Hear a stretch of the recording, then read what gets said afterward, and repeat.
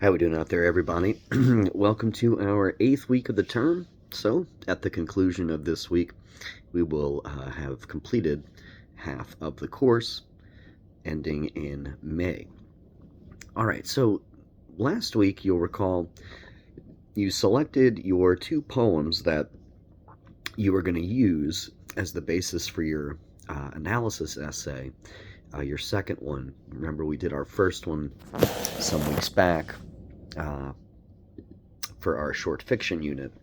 And now we want to do something similar with a new form, poetry, with your 2 selections from that. So all of the ones that we have seen throughout this unit are there for you, and of course you've already selected which 2 you want to do. That was Sunday's assignment, the 20, let's see, what is today? The 23rd, due then. So now you're just writing the essay. There are parameters and details in the assignment post. You could find that in the poetry module. If you go to the bottom, that is where you will see it. That is due Sunday. It's an MLA essay. It's an analysis essay. You're going to follow the same formatting style guidelines as you did for the previous one. You need a works cited page reflecting the poems that you're using. And again, I would constrain your analysis to your own insights, rather than using secondary sources. But just follow what is there, guys, in the explanation. I'm looking at it right now. I've given you a reminder from OWL for formatting, a link there for your works cited page. And your works cited page should contain the poems, and many of these poems are from the Poetry Foundation. And the big thing to note when you are citing a poem is using a line break, or indicating a line break with a backslash. So let's say you're citing 2 lines of a poem. You open your quote after you set up your quote in your own words. Of course, you type out the line, and then to show that you're shifting to the next line, you use a backslash. And that shows the reader, oh, we're transitioning to the following line of the poem. And you can do that up to 3 successive consecutive lines of poetry. If it's over 3 lines, though, it'll be in a block format. And, if you do want to cite from your poem, over 3 lines, just keep in mind MLA format says that you have to format it as a block format. Basically what you're doing is you're maintaining the optics of the poem as it appears on the page in your MLA essay. Okay, so again, if you're doing that block format over 3 lines of verse, make sure you maintain how the poem looks from the source on your Google Doc or your Microsoft Word doc. Again, that's only if you're doing that over 3 lines. So if you want to avoid that, I would just recommend citing lines from the poem or parts of lines from the poem, and not going over 3 lines. Of course, you can just use that block format, and you guys can look that up in OWL as well. So pretty self-explanatory. Otherwise, 2 tight pages. We need a thesis statement at the end of our intro. Our intro should contain a hook, something that sort of grabs your reader's attention. You transition to your topic, the 2 poems that you're comparing and contrasting, analyzing, and then you finally arrive at your thesis statement at the end of your intro. I've given you guys a sample thesis. If I were writing an essay, I think I would like to do Robert Frost's Out, Out, and Dylan Thomas's Do Not Go Gentle Into That Good Night. And I've given you guys a little sample thesis that I would use for that. And everything else is there. The other thing due Friday is a journal on modern day poetry. And when we say modern, we don't mean the modern era. That's a particular time in history. Modern, like, William Butler Yeats or T.S. Eliot.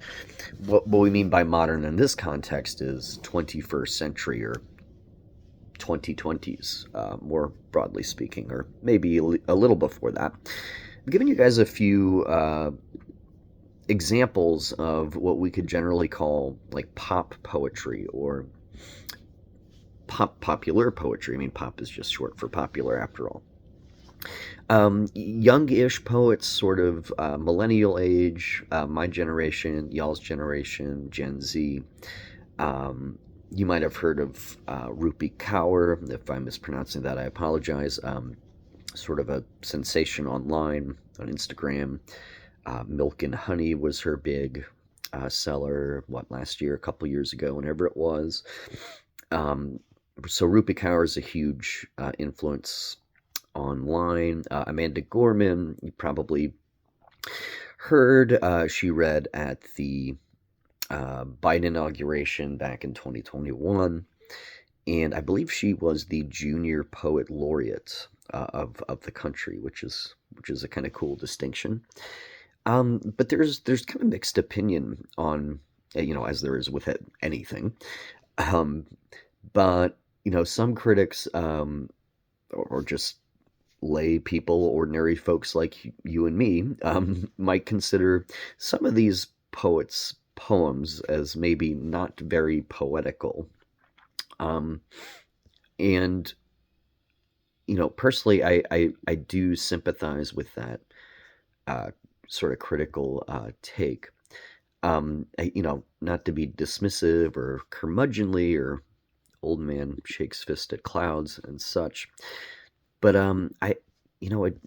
mostly I just don't find it very impressive as poetry, because of the lack of either the lack of figurative language or the kind of contrivance of figurative language in some of them, or the verse isn't subtle enough, it's too ham-fisted or heavy-handed.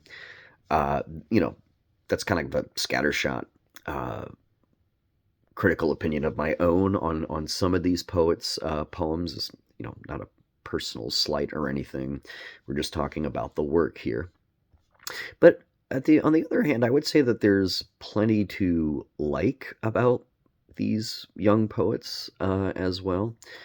Raising the profile of poetry, for one, is a good thing, whether you like their poetry or not. And I'm just focusing on two here. I mean, frankly, I'm not super knowledgeable of the kind of insta poetry or pop poetry or Gen Z poetry, whatever you want to call it, or young millennial poetry. I just know some of the big names, so I've given you some links here in the journal prompt, and there are others as well. I mean, you could do your own search on insta poetry or modern day popular youngish person poetry, however you want to qualify it. Do you find anything of merit in their examples? After you've read a few online. Excuse me. You see, I give you three kind of questions, little prompts there in the journal pertaining to this, and just make sure that you are giving thorough, complete answers, being mindful of your mechanics, grammar, and punctuation as well. So just kind of a link to the poetry of today. So oftentimes we focus on canonical poets from 50 plus hundreds, thousands years ago. Okay. And we don't really focus on, the living, breathing poets of today. So this is just me trying to make that connection and give them their due as well. So go ahead and sound off in the journal prompt, due Friday, and then, as we said, Sunday is your analysis essay. The second one we've done, those are 75 points a pop. Journal is an engagement activity, always due on a Friday, worth 30 points. And then after that, we'll see where we are. I know you guys have spring break coming up. I don't know if it's next or the following week. We'll figure it out. And we'll begin transitioning into our final unit, our drama unit. A Doll's House by Henrik Ibsen is what we are going to focus on. But we'll look at some other examples in there as well. So with that, I'm going to go ahead and sign off. Reminder, 2 things this week. Journal due Friday. Analysis essay due Sunday. Any questions, comments, concerns you have in the intervening days, let me know via email. Have a good week. Bye-bye.